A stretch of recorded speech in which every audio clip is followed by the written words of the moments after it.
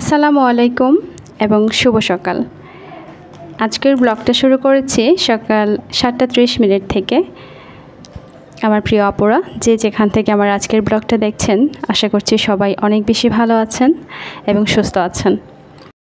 গত পরশুদিন রাজের বাবা সিলেট থেকে আসলেন। আসার সময় মণিপুরীদের তৈরি অর্থাৎ একদম তাঁতিদের থেকে নিয়ে আসছেন আর কি। কিছু গামছা, তারপর শীতের শাল, তারপর হচ্ছে লুঙ্গি, তারপর ওড়না, এই টাইপের কিছু প্রোডাক্ট নিয়ে আসছেন মণিপুরীদের নিজেদের হাতে বোনা তাঁতিদের থেকে। তো সরাসরি তাঁতিদের থেকে আনাতে বুঝতে পারলাম আর কি যে এই প্রোডাক্টগুলো এত রিজনেবল প্রাইজে। ইভেন সবগুলোর প্রোডাক্ট মিলিয়ে যে প্রাইস আমাকে রাজের বাবা বলল, আমি তো শুনে পুরো অবাক হয়ে গেলাম যে একটা শাল কিনতে গেলেও কিন্তু মণিপুরি শাল যখন আমরা অনলাইনে পেজ থেকে কিনি বা অফলাইনে কোনো দোকান থেকে গিয়ে কালেক্ট করি, কিনে আনি, শপিং করি, তখন কিন্তু দেখা যায় যে এক একটা শালের প্রাইসই পড়ে যায় অনেক টাকা।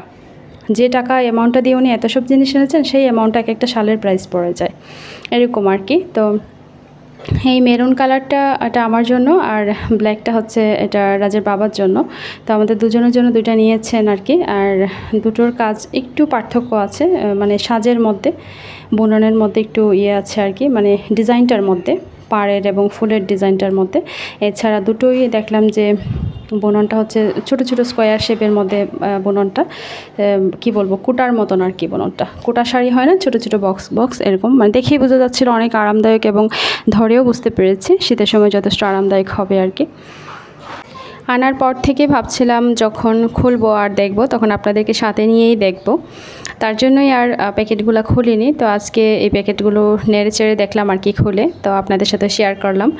আর এই যে এখন সকালবেলা, রাত্রে সব কিছু মুছে টুছে ক্লিন করে রেখে গিয়েছিলাম, কিন্তু এলোমেলো ছিল আর সময় পাইনি। ভাবলাম সকালে একটা সময় করে সব গুছিয়ে নেবো আবার। আর কিছু রিফিল করা ছিল, চাপাতি, চিনি, দুধ, এই সমস্ত কিছু, ডাল টাল সব কিছু রিফিল করার মতো ছিল। তো সব কিছু ধুয়ে গুছিয়ে রাখার পর আজকে সকালবেলা একটু ফ্রি সময় পাবো যখন, তখন বাকিগুলো করে নেব আর কি, অর্গানাইজ করে নেব আর কি, এটা ভেবেই রেখে দিয়েছিলাম। তো এখন অর্গানাইজ করে নিচ্ছি। আর এই যে এখানে আমার একটা চপিং বোর্ড দেখতে পাচ্ছেন, এটার এই অংশটা ছুটে গেছে।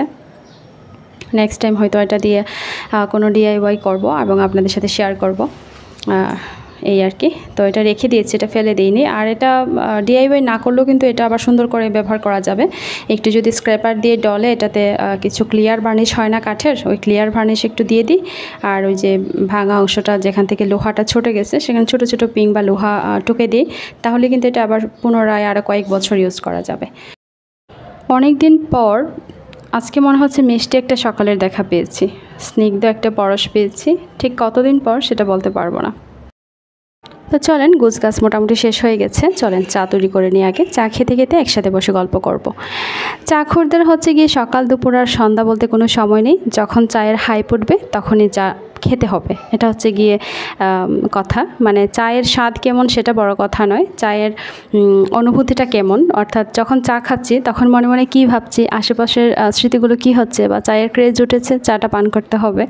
একসাথে ফ্যামিলির সবাইকে নিয়ে চা খাচ্ছি, তখন অনেক গল্প হচ্ছে, আড্ডা হচ্ছে, মানে চা যেন ওই আড্ডাটাকে, গল্পটাকে আরও একটু জমিয়ে দেয়, আরও বেশি প্রাণবন্ত করে তোলে।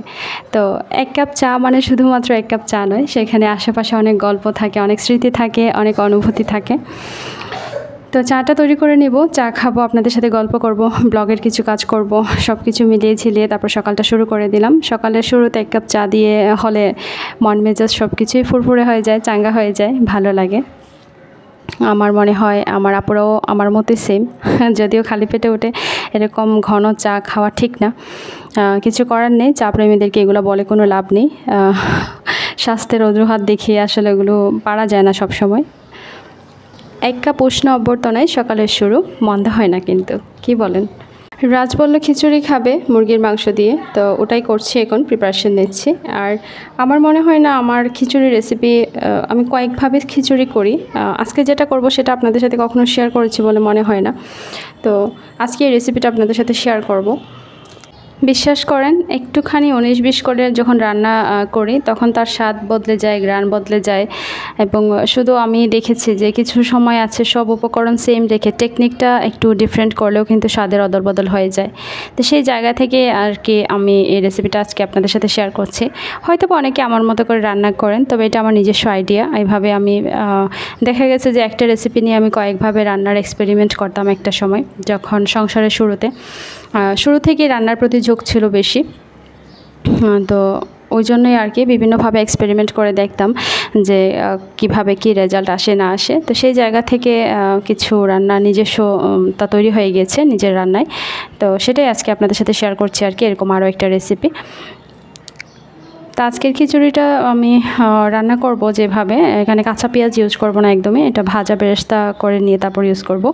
আর গোটা খিচুড়িটা রান্না করব হচ্ছে আচারের তেল দিয়ে। আপনারা কিছুদিন আগে দেখেছিলেন আমি জলপাইয়ের আচার তৈরি করেছিলাম, পুরা 1 হাঁড়ি জলপাইয়ের আচার। ওই 1 হাঁড়ি জলপাইয়ের আচার কিন্তু শেষ হয়ে গিয়েছে অলরেডি, একদম নাই, আর একটা দানাও অবশিষ্ট নেই, পুরোটাই শেষ। আর এখন যেটা আছে পরে সেটা হচ্ছে আচারের তেল, তাও খুবই অল্প পরিমাণে। সেটা দিয়ে হচ্ছে আমি ভুনা খিচুড়ি করে নিচ্ছি আজকে। তো আমি দেখতে পাচ্ছেন নিশ্চয়ই, প্রথমে একটুখানি গরম মশলা দিয়ে, গরম মশলার মধ্যে আজকে এক্সট্রা একটা জিনিস দিয়েছি জয়িত্রী, একটুখানি জয়িত্রী দিয়ে, আর বাকি গরম মশলা যেগুলো ইউজ করি নর্মাল সেগুলো দিয়েছি। দিয়ে তারপর হচ্ছে ফোড়ন দিয়ে ডাল চাল ওগুলো দিয়েছি। দিয়ে এখানে একটু একটু করে গুঁড়া মশলা দিয়ে কষিয়ে নিচ্ছি আর কি, বা ভুনিয়ে নিচ্ছি। আর সেই সাথে এখন এদিকে যে বেরেস্তা করছি সেই বেরেস্তাটা দিয়ে দিব আর কি। কিন্তু এখানে আরেকটা টেকনিক আমি অ্যাপ্লাই করেছি। ডালগুলোকে প্রথমে আপনারা হয়তো দেখেছেন শুকনো খোলায় ভেজে নিয়েছি, কিন্তু ভেজে নেওয়া ডালকে পানিতে প্রায় ঘন্টাখানেকের মতো ভিজিয়ে নিয়ে তারপর এখন রান্নাটা করছি আর কি। ডাল এবং চাল কিন্তু আমি ঘন্টাখানেক ভিজিয়ে নিয়েছিলাম।